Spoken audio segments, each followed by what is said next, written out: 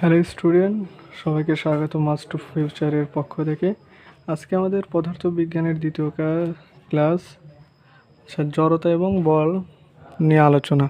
আচ্ছা, গত ক্লাসে আমরা বল নিয়ে মোটামুটি স্পর্শ বল কাকে বলে, অস্পর্শ বল কাকে বলে, এইগুলো নিয়ে আমরা আলোচনা করেছিলাম। এবং এই ক্লাসে আমরা আলোচনা করব জড়তা কাকে বলে।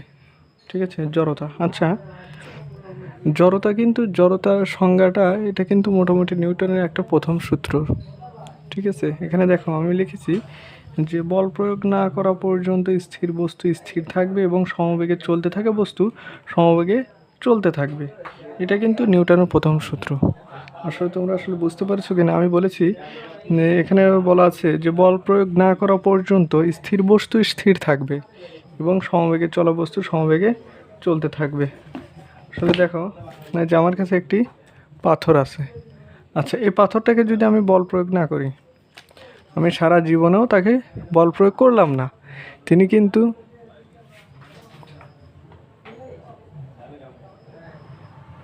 এটা কিন্তু এইভাবেই থাকবে। ঠিক আছে। আচ্ছা, যদি আমি এটাকে কোনো বল প্রয়োগ না করি তাহলে এটা কিন্তু এমনিতেই থাকবে, সে নড়বেও না, সে চড়বেও না, পারিপার্শ্বিক যদি তাকে কোনো বল প্রয়োগ না করা হয়। আচ্ছা দেখো, আমি যদি তাকে বল প্রয়োগ করি তবে সে চলতে শুরু করলো, কিন্তু আমি যদি বল প্রয়োগ না করি তাহলে সে চলবেও না, সে কিছুই হবে না, সে যেমন আছে তেমনই থাকবে। আমি এটাই বলছি এখানে যে বল প্রয়োগ না করা পর্যন্ত স্থির বস্তু স্থির থাকবে। হ্যাঁ, আমি তাকে বল প্রয়োগ করিনি, সেই স্থির বস্তু স্থিরই আছে। আচ্ছা ঠিক আছে। এবং সমবেগে চলতে থাকা বস্তু, মনে করো যে একটা বস্তু চলতেছে, এইভাবে চলতেছে। আচ্ছা, এইভাবে চলতেছে, এই বস্তু সমবেগে চলতে থাকা বস্তু, তুমি যদি বাইরে থেকে কোনো বল প্রয়োগ না করো, বা ঘর্ষণ বল বা বায়ু বাধা যাই হোক, এগুলো যদি তাকে প্রয়োগ না করা হয়, বা একদম শূন্য মহাশূন্যে, মানে যেখানে কোনো ধরনের অভিকর্ষ বল নাই, ঘর্ষণ নাই, কিচ্ছু নাই, সেখানে যদি তাকে এটা দেওয়া হয়, তাকে যদি একটা গতি দিয়ে ছেড়ে দেওয়া হয়, সে কিন্তু সারা জীবন সেই গতি নিয়েই থাকবে, যেখানে কোনো বাধা থাকবে না। সে যে সমবেগ, যে বেগটা তুমি ছেড়ে দিলে, সে কিন্তু অনর্গল অনবরত সে ওইভাবেই ঘুরতে থাকবে। ঠিক আছে, এইটা হচ্ছে জড়তা। জড়তা মানে মিনিংটা হচ্ছে, মানে মেইন টপিকটা হচ্ছে যে একটা বস্তু যে অবস্থায় আছে সারা জীবন সেই অবস্থায় থাকার, মানে যে থাকতে চায়, এটাই হলো তার জড়তা। যে বল প্রয়োগ না করা পর্যন্ত স্থির বস্তু স্থির থাকবে এবং সমবেগে চলতে থাকা বস্তু সমবেগে চলতে থাকবে, এটা হচ্ছে জড়তা। এই যে মানে মূলত সংজ্ঞাটা এইভাবে দিবে তোমরা, যে বল প্রয়োগ না করা পর্যন্ত স্থির বস্তু স্থির থাকা এবং সমবেগে চলতে থাকা বস্তু সমবেগে চলতে থাকার যে প্রবণতা, সেটাই হচ্ছে জড়তা। আচ্ছা দেখো, এখন কার জড়তা বেশি হবে? এখন যার ভর বেশি তার জড়তা বেশি, এটা মনে রাখবে। যার ভর বেশি তার জড়তা বেশি, আর যার ভর কম তার জড়তাও কম। ঠিক আছে, যার ভর বেশি তার জড়তা বেশি, যার ভর কম তার জড়তা কম। আশা করি এটুকু ক্লিয়ার।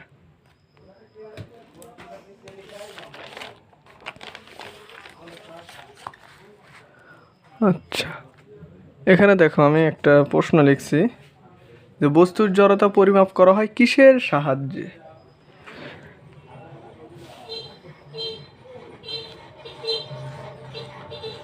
বস্তুর জড়তা পরিমাপ করা হয় কিসের সাহায্যে? আশা করি মানে যদি একটু ঝাপসা বোঝা যাচ্ছে, কিন্তু আচ্ছা দেখি কিছু করা যায় কিনা।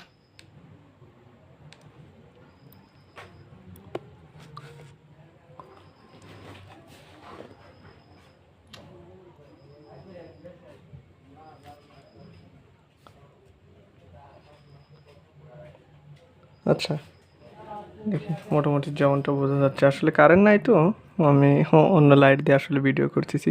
আচ্ছা দেখো, বস্তুর জড়তা পরিমাপ করা হয় কিসে? বস্তুর জড়তা পরিমাপ করা হয় কিসে? আচ্ছা, আমি এখানে আগে কিন্তু পড়িয়ে আসছিলাম যে যার ভর বেশি তার জড়তা বেশি, যার ভর কম তার জড়তাও কম। তাহলে এইখান থেকে আমরা মূলত বুঝতে পারলাম যে বস্তুর ভর পরিমাপ করা হয় কিসের সাহায্যে? ভরের সাহায্যে।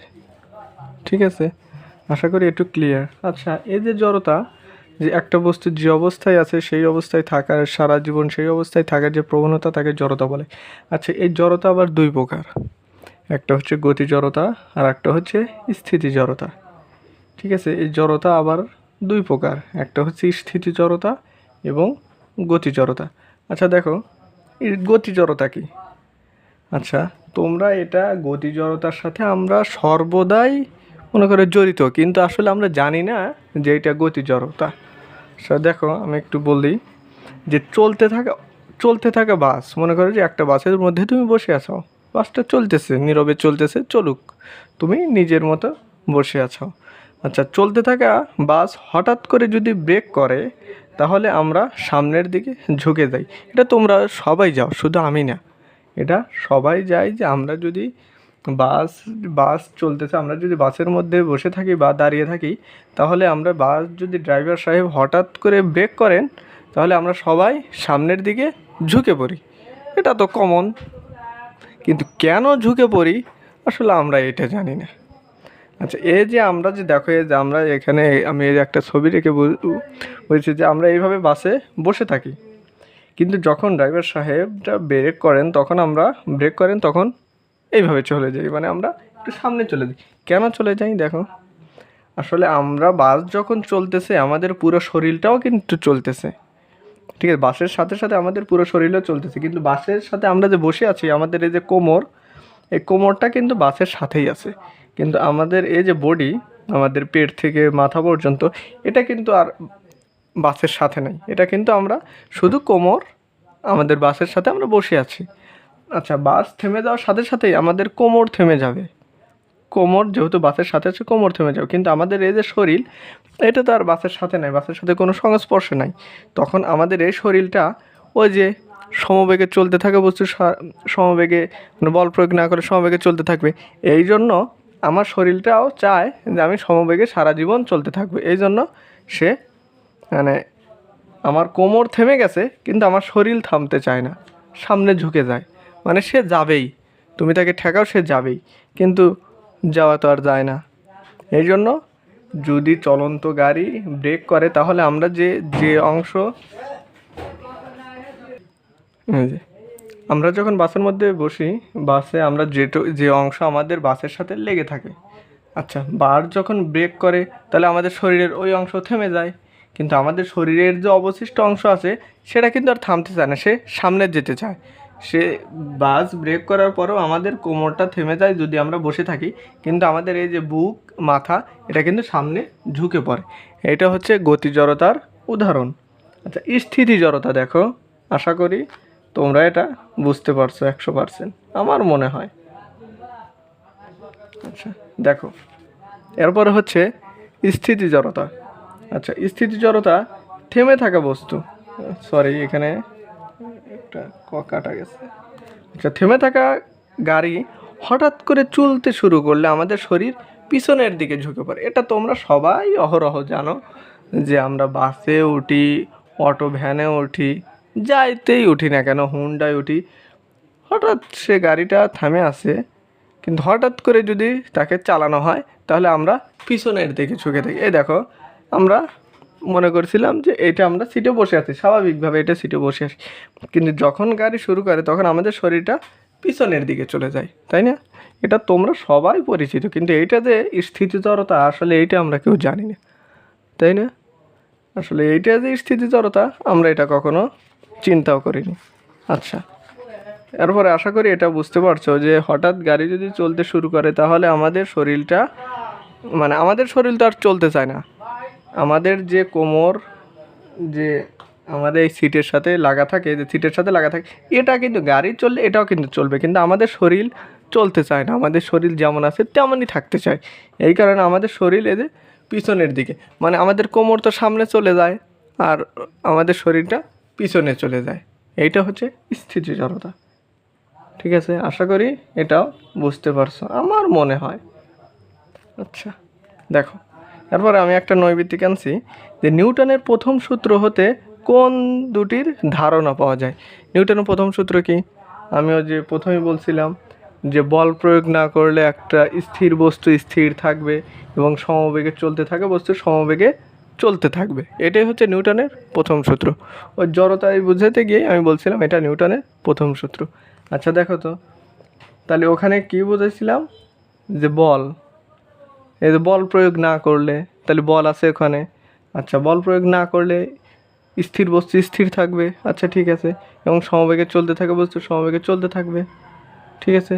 তাহলে এখানে এই যে জড়তা, বল এবং জড়তা, এটা ধারণা পাওয়া যায়। তাহলে নিউটনের প্রথম সূত্র থেকে কোন দুটি ধারণা পাওয়া যায়? বল ও জড়তা। আচ্ছা আমরা সামনে যাই।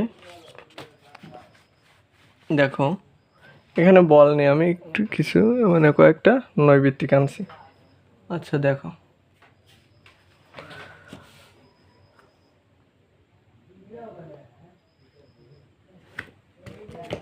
দেখি তো লাইটিং কেমন যেন হচ্ছে।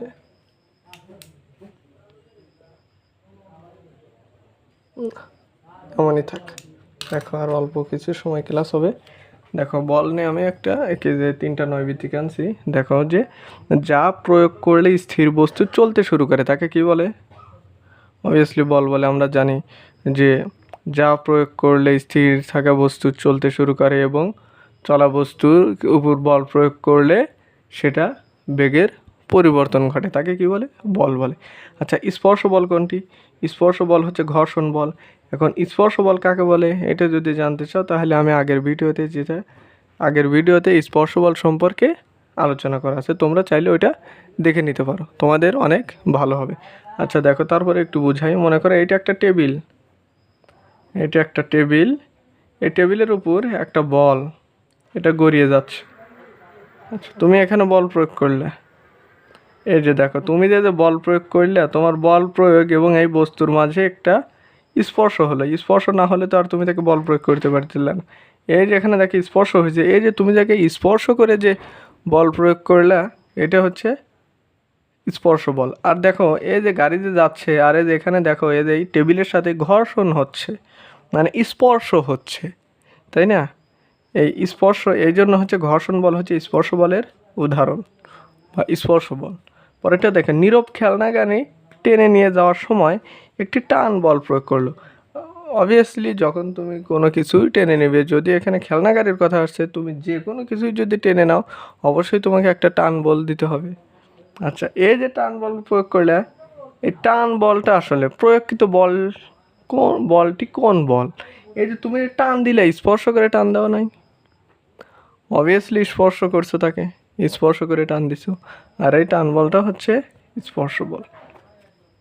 ঠিক আছে, আশা করি যতটুকু বুঝালাম তোমরা বুঝতে পারছো। কালকে আমরা আর পরবর্তী ক্লাসে আলোচনা করব হচ্ছে মৌলিক বলের প্রকৃতি, সাম্য বল এবং সাম্যবিহীন বল, আচ্ছা ভরবেগ এবং সংঘর্ষ। আশা করি এই কনসেপ্টগুলো নিয়ে আমরা আলোচনা করলে তোমাদের জন্য অনেক ভালো হবে। আর এর মধ্যেই তোমাদের এই অধ্যায়ের যে সূত্রগুলো আছে, আমি যে টপিকে যে সূত্রটা চলে আসবে আমি তখনই সেই সূত্রটা দিয়ে দেবো এবং পরবর্তীতে একটা আলাদা ভিডিও তৈরি করে এই অধ্যায়ের যত সূত্র আছে সেই সূত্রের উপর একটা আলাদা ভিডিও দেবো। আশা করি তোমরা এটুকু বুঝছো আমি যেটুকু পড়াইলাম। তোমরা যারা এই ক্লাসটা দেখবা চ্যানেলটিকে সাবস্ক্রাইব করে রাখো, এবং আমি জানি তোমরা যদি ক্লাসটা দেখো হয়তো তোমাদের একটু হলেও উপকার হবে।